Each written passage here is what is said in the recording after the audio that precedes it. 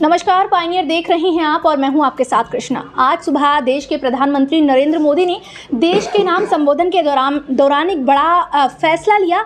उन्होंने घोषणा की कि जो केंद्र सरकार ने 3 कृषि कानून पास किए थे, आज उनको वापस लेने का ऐलान कर दिया।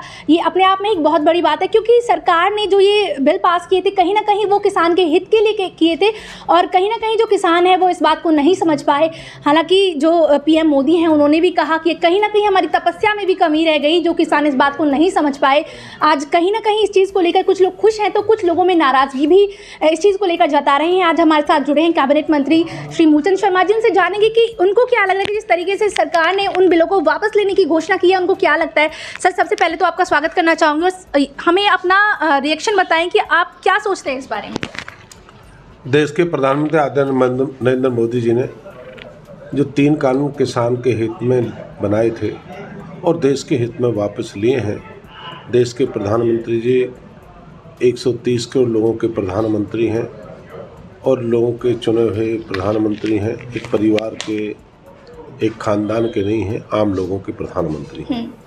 और वो चाहते थे कि ये बिल एक किसानों के लिए बने।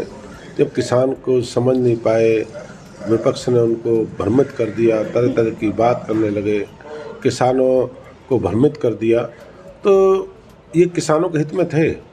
पर देश के प्रधानमंत्री ने किसान को भ्रमित ना हो और जो देश के हित में ये फैसले लिए उन्होंने वापस ले लिए। जैसे अगर देश की जनता चाहती है वैसे ही प्रधानमंत्री ने इन कानून को वापस लिया है और किसान को भ्रमित ना करें।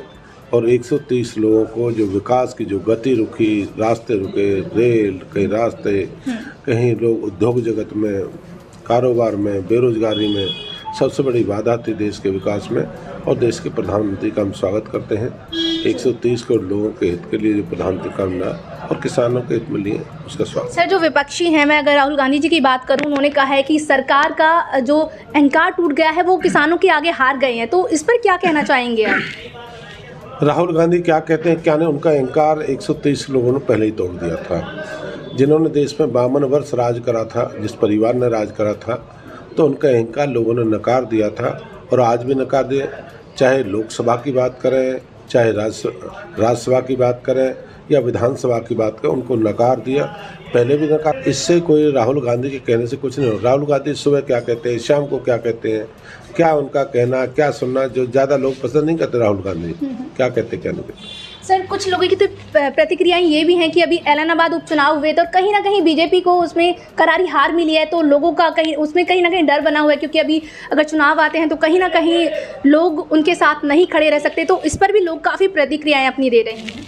इस देश में हर साल चुनाव होते हैं, कभी किसी प्रदेश का होता है, कभी पीछे राजस्थान का भी हुआ था, मध्य प्रदेश को हुआ था, दूसरे का कहीं हारे जीते।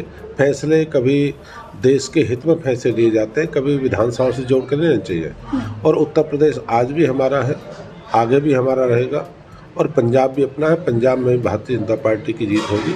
ये नहीं कि कोई जीत के कारण चुनाव आ ली, उसके कारण है।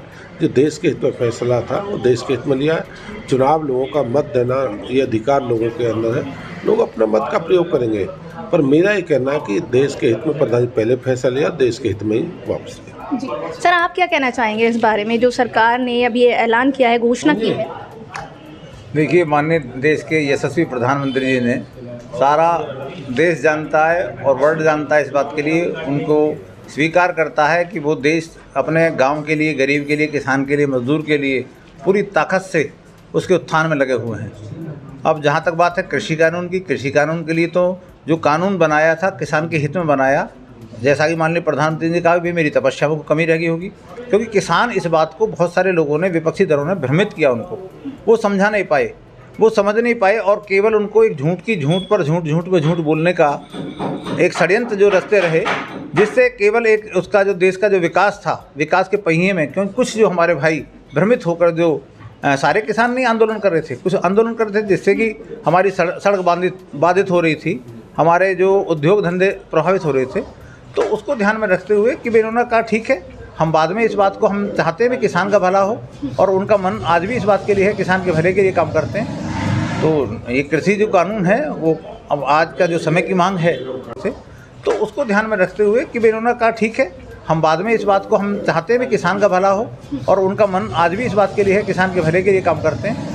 तो ये कृषि जो कानून है वो अब आज का जो समय की मांग है तो उन्होंने वापस ले ली है। जी, अब तो उन्होंने कहा है कि जो आंदोलनकारी हैं उनसे बोला है कि अब तो वो घर वापस लौट जाएं, लेकिन जो अभी संसद जो सत्र शुरू होगा उसमें कहीं ना कहीं फिर से इनको वापस लाने की उन्होंने बात कही है, तो इस पर भी क्या कहना है? देखिए, मैं कह रहा हूँ इस बात को लिए तो विरोध के लिए विरोध करने वाली बात है। कृषि कानून को गलत नहीं थे, केवल क्योंकि चौधरी देवीलाल कहते थे कि देश की जो जनता है, जो हरियाणा की जनता है, इसलिए समझाने में कम आती है, इसको बहकाने में लोग ज़्यादा विश्वास करते हैं। तो हरियाणा की जनता में पंजाब के लोगों को बहकाया जा रहा था, विपक्षी लोगों के द्वारा बहकाया जा रहा था, और उसी बहकावे के कारण वो उस बात को, अच्छी बात को नहीं समझ पा रहे थे। अब यदि वो करते हैं तो ये देश विरोधी बात है, भारत के विकास को रोकने की बात है, और अलगाववादी ताकतों को बढ़ाने की बात है। तो इसलिए इनको समझना चाहिए। उनकी एक ही मांग थी कि भाई वो प्रधानमंत्री कृषि कानून को वापस लें, उन्होंने वापस ले लिया। तो जैसा कि आप सुन ही रहे थे, एक कैबिनेट मंत्री मूलचंद शर्मा ने भी यही कहा है कि जो पहले भी फैसला लिया गया था वो भी देश की जनता के हित के लिए लिया गया था, और अभी भी जो उन्होंने फैसला लिया है वो देश की जनता के हित के लिए लिया है। कहीं ना कहीं जो किसान है वो इस बात को नहीं समझ पाए कि जो बिल उनके लिए पास किए गए थे वो उनके हित के लिए किए गए थे, लेकिन वो ऐसा नहीं समझ पाए। आज के लिए इतना ही। जुड़े रहिए पायनियर हरियाणा के साथ।